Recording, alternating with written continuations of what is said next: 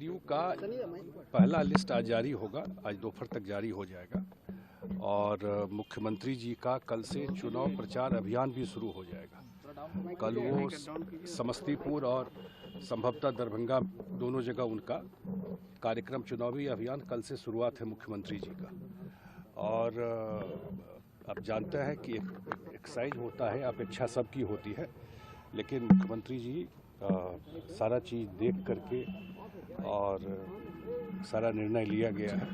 और एक लिस्ट जो फर्स्ट लिस्ट हम लोगों का, फर्स्ट फेज का लिस्ट, वो हम लोग आज दोपहर तक जारी कर देंगे और संभवतः कल तक या परसों तक हमारा सेकंड फेज का लिस्ट भी निकल जाएगा। सर, इंडिया में करके बातें आ रही हैं, इंडिया में सब कुछ बिल्कुल ठीक है। अगर जब साथ में रहते हैं, अगर थोड़ा बहुत कन्फ्यूजन भी होता है, आप जानते हैं चाहे सीट शेयरिंग हो, नंबर हो, तो बिल्कुल स्पष्ट आ गया। आज तक जो हमारे विपक्ष के लोग हैं, आज तक नंबर फिक्स नहीं कर पाए, नंबर तय हो गया, लगभग सीट कौन क्या लड़ेगा वो तय हो गया।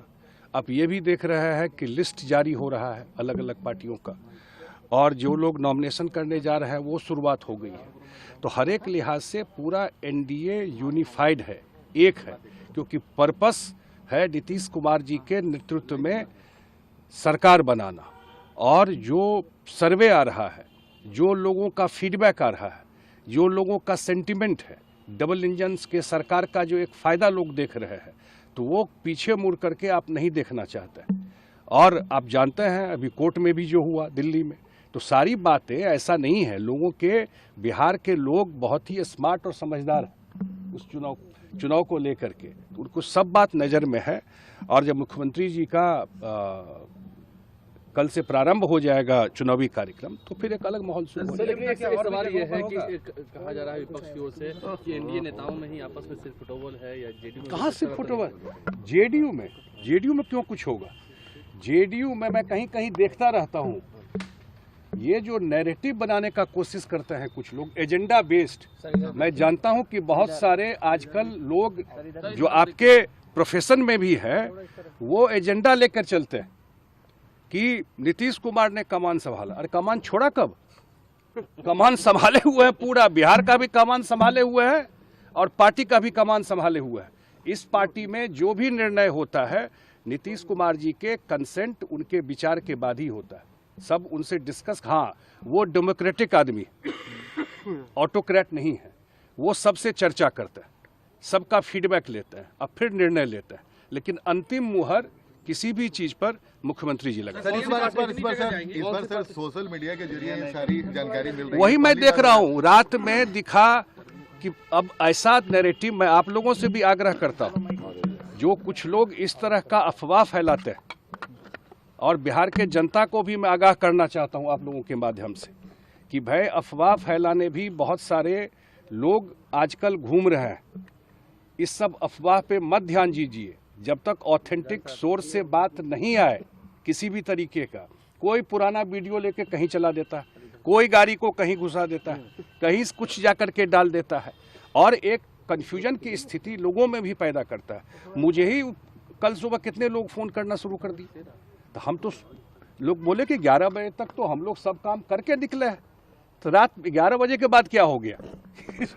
तो इसलिए ये इस तरह का अफवाह, एनडीए लार्जर पर्पस ये है कि बिहार के जनता का कल्याण, जो मुख्यमंत्री जी ने 20 साल में करके दिखाया। लार्जर पर्पस ये है कि बिहार में रोजगार के लिए जो प्रॉमिस किया है 1 करोड़ लोगों को नौकरी के लिए, वो इंतजाम कैसा होगा। लार्जर पर्पस ये है कि बिहार में जो बिग टिकट्स, बड़े बड़े 6 लेन हाईवे आ रहे हैं, पटना मेट्रो को जो एक्सपेंड करना है, या बिहार में जो अन्य क्षेत्रों में केंद्र के सहयोग से काम करना है, वो पर्पस है। उसके लिए सरकार नीतीश जी के नेतृत्व में बना। सर, हम खुल के अगर पूछे, एक समय जैसे आपने अफवाह को लेकर कहा, ये बातें खुल कर आई थी कि कहीं आरजेडी जेडीयू साथ ना आ जाएगी, तो अब आप सोचिए, नीतीश कुमार जी ने शायद टाइम एंड अगेन, मुझे लगता है 10 बार ये बात स्पष्ट कहा है और खुले मन से कहा है, ये अब संभव नहीं है, बार बार कहा है।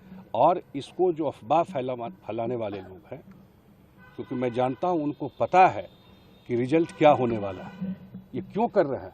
दीवार की लिखावट पढ़िए, लोगों को पता है रिजल्ट क्या होने।